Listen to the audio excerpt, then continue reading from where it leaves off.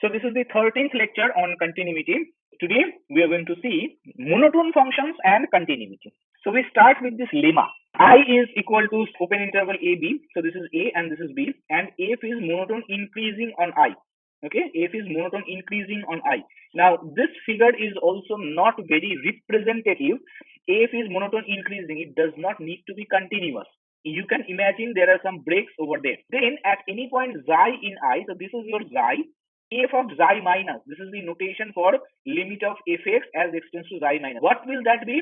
That will be supremum of fx in this portion a to xi. This is only true because this is increasing, that's why. So supremum of f in a to xi, this left portion of xi. So similarly, the right hand limit will be infimum from this portion xi to b, and thirdly, the left hand limit will be smaller than or equal to the value at that point and smaller than or equal to the right hand limit. All these happen because the function is increasing. Also, the inequalities occur in the third one to accommodate the possibility that the function may not be continuous. Okay, so this is my lemma. Proof is left to you. Similar but opposite conclusions are true for a monotone decreasing function.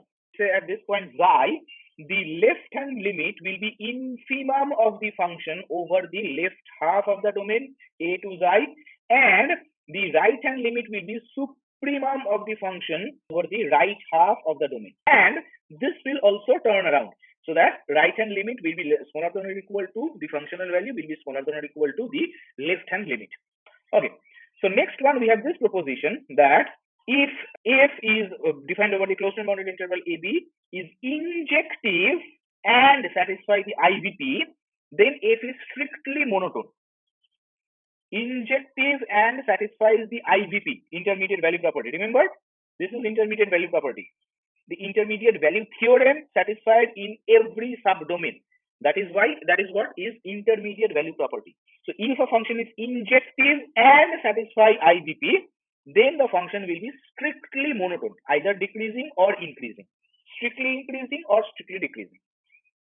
Okay, so this one also is very easy. You just assume that if A is smaller than FB, you start your proof this way, then you will be able to show F is strictly increasing.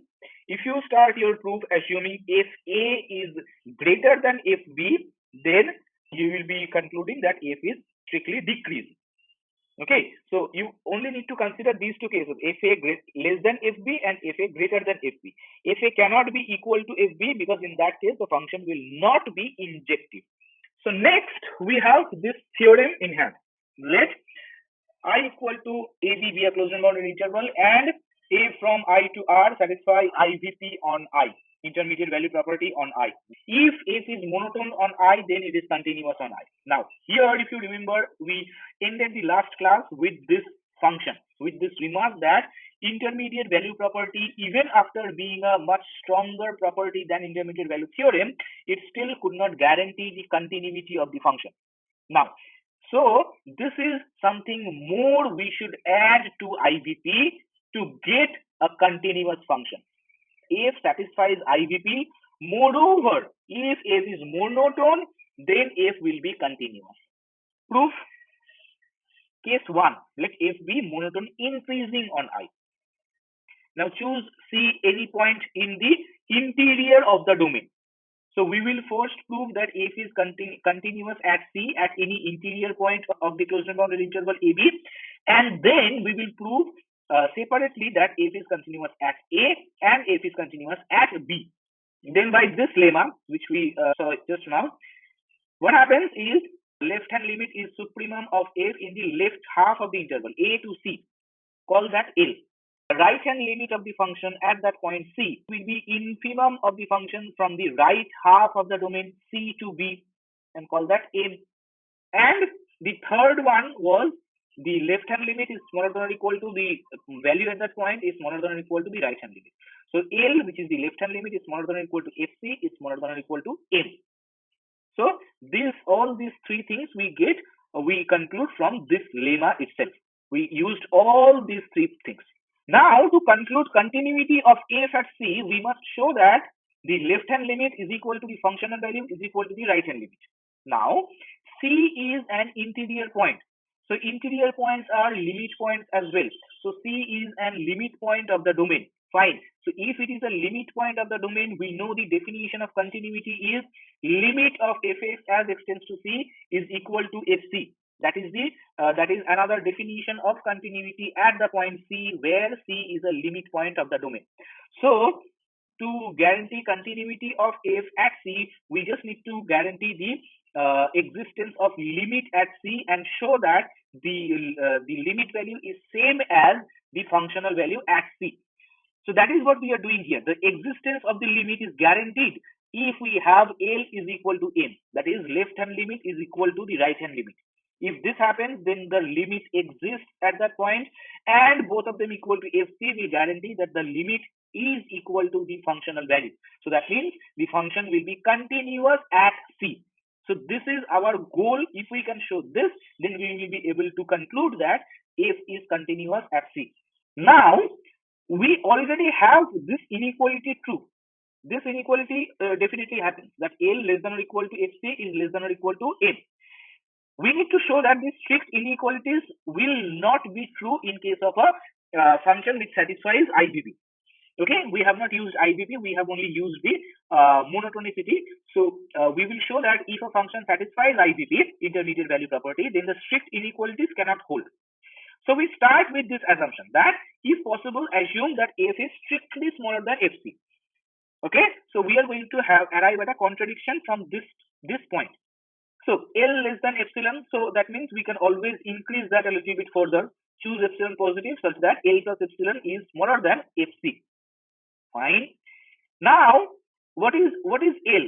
L is simply the left hand limit. So by the definition of limit for the chosen epsilon, for this epsilon, we will get a delta such that C minus delta to C, because we are talking about left hand limit, we are talking about this one-sided neighborhood C minus delta to C. And since C is interior point, we can choose delta small enough so that this C minus delta to C fits entirely inside the left half of the interval, left half of the domain A to C. Okay, and for all point x in C minus delta to C, the condition from limit will be satisfied, that fx will be epsilon close to L.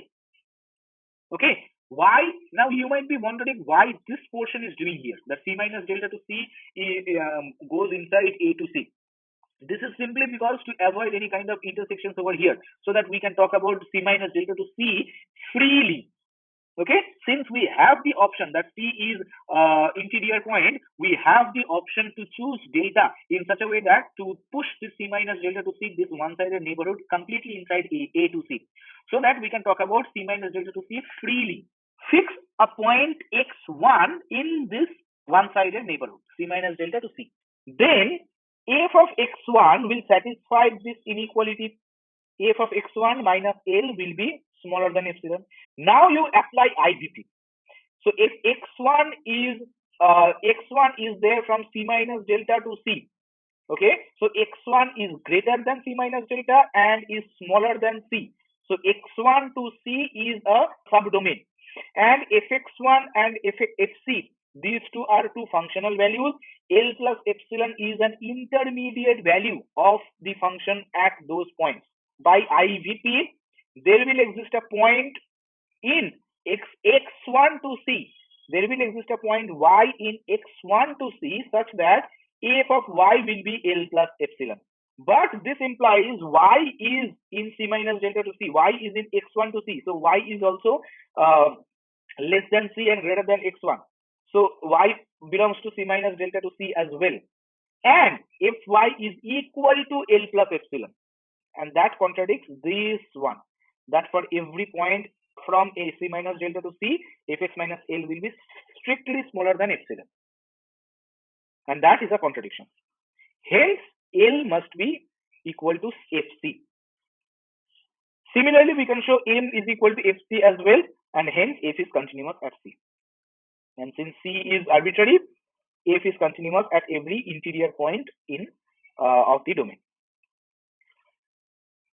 In a similar manner, we can show that f is continuous at both A and B as well. Hence, f is continuous on the entire I. Now, if f is monotone decreasing, then we consider the function g is equal to minus f. Then g will be increasing and will satisfy IVP as well. No problem on that. Since f satisfies IVP, minus f will also satisfy IVP. And therefore, by case 1, g will be continuous and hence f will be continuous as well. Next, we have this corollary. Let f be injective and satisfy the IVP, then it will be continuous. This proposition you look for here, that if a function is injective and satisfies IVP, then it will be monotone, strictly monotone. Then monotonicity and IVP again will guarantee continuity. Fine. The next one is the most important theorem from this portion. AB be a closed and bounded interval, we are calling that I, and f is defined over real valued function defined over I be a strictly monotone and continuous function. Then there exists an inverse function. That means strictly monotone and continuous on I, there the function will be invertible where over the from the range. So j is equal to f of I. Okay, f of I is the range. Why we are taking the range? To make it surjective, nothing else. Injective, strictly monotone means injective, there is no doubt about that. And we are making it surjective. G is from J to R. What is J? J is my f of I. That is the range of the function. Such that, this is the inverse function, such that G is also strictly monotone and G is also continuous. Okay, a strictly monotone and continuous function admits a strictly monotone and continuous inverse function. We provide the proof assuming f is strictly increasing. The case for strictly decreasing is dealt in a very similar way. Okay, f is strictly increasing and continuous. Therefore, f is bounded, continuous over a closed and bounded interval. Therefore, f is bounded, and infimum of f is fa and supremum of f is fb. From the intermediate value property, continuous image of a closed and bounded interval is a closed and bounded interval again, and the closed and bounded interval was from infimum to supremum.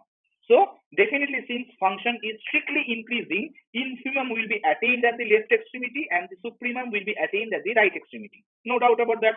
So f is bounded on AB and infimum is at A and supremum is at B. So consequently, my entire range is, by that intermediate value theorem, FA to FB, this interval. Since f is strictly increasing on I, injective on I as well, hence a from I to j, its range is bijective. So therefore, f inverse from j to I exists, called G is equal to f inverse. Fine. Therefore, for all point x in I, fx is equal to y is by implied by y is in j and gy is equal to x. Now understand this line carefully. For any point x in I, that doesn't say anything new. This is simply from the definition of the inverse function. What is the inverse function? Fx equal to y means f inverse y is equal to x. So f inverse is g. So that is what I have written here. Fx is equal to y.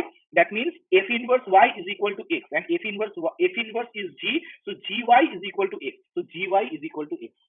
We will show that g is strictly monotone increasing and continuous. First, we will show that g is increasing. Choose 2 points y1, y2 from j arbitrarily with y1 smaller than y2. We are going to show that gy1 is smaller than gy2. By this condition, by the definition, we will have points x1 and x2 such that fx1 is equal to y1, fx2 is equal to y2. So there will exist x1, x2 in y, x1, x2 in I, such that fx1 is equal to y1 and fx2 is equal to y2. Now, since f is strictly increasing on I, we have f is strictly increasing on I and y1. So fx1 is less than fx2. Okay, f is strictly increasing on I and fx1 is less than fx2. So there is no other way out but x1 to be smaller than x2. F is strictly increasing on I and y1 less than y2. It follows that x1 less than x2 as well. And but x1 is gy1. By this definition, we are going to use this definition again and again in this group. So x1 is gy1 and x2 is gy2 by the definition of g. So therefore, gy1 is smaller than gy2 for any y1 smaller than y2. Hence, g is strictly increasing on j. Now we will show that g is continuous on j. Choose any point y in j arbitrary and consider a sequence converging to y. We will be using sequential criteria called gy as x and g of yn as xn. Yn is a sequence converging to y, call gy as x, and g of yn is equal to xn. Then gy is equal to x means fx is equal to y by this definition again. By this definition, once again applied on this portion, fxn is equal to yn. Okay, x is in I by this definition, by this property once again, and xn, the sequence, entire sequence is in I again. So this is our lifesaver in so many places within this proof. We will show that xn tends to x, yn tends to y. So we need to conclude continuity of g at y, we need to say that g of yn tends to g of y. So g of yn is xn and g of y is x. So we need to show xn tends to x. Okay. Now, since I is bounded, xn is coming from all I is bounded, xn is also bounded, and hence admits the convergence of sequence. Next argument is unique. You will not see this one anywhere else, but this is extremely clever. Let x and k be any convergent subsequence of xn converging to x dash. Say, be any convergent subsequence. So far, after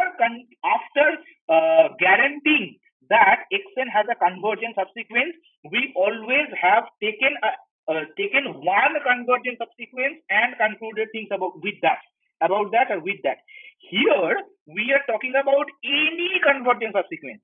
So this line only guarantees that yes, there are some convergent subsequences. So whatever we are talking about, this thing is not a void discussion. So there are some convergent subsequences, and we are considering any one of them arbitrarily, any arbitrary convergent subsequence. This argument you will not find anywhere in your course. So this be any convergent subsequence of the original sequence xn converging to a point x dash, let's say. Now, since I is closed, x dash must be in I, no doubt about that. Therefore, f is continuous at x dash. Since x dash is in I, f is definitely continuous everywhere. So f is continuous at I. F is continuous at that point x dash. Fine. So consequently, f is continuous at x dash means x and k was tending to x dash. So fx and k will tend to fx dash. Sequential criteria applied on f.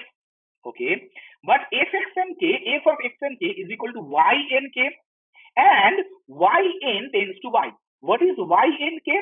Y and k is nothing but a subsequence of yn. I do not care whether it is convergent or anything of that sort. Y and k is a subsequence of yn. Now, as yn, the entire sequence converges,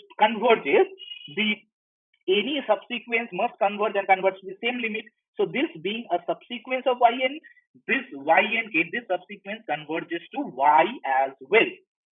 Okay, but what is y and k? Y and k is nothing but f of x and k.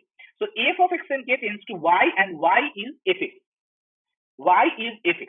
So this sequence f of x and k is converging together to fx dash and f of x. Fx dash and f of x. So therefore, by the uniqueness of limit of convergence of a sequence, fx dash must be fx, and therefore fx dash must be fx, and therefore as f is injective, x must be equal to x dash.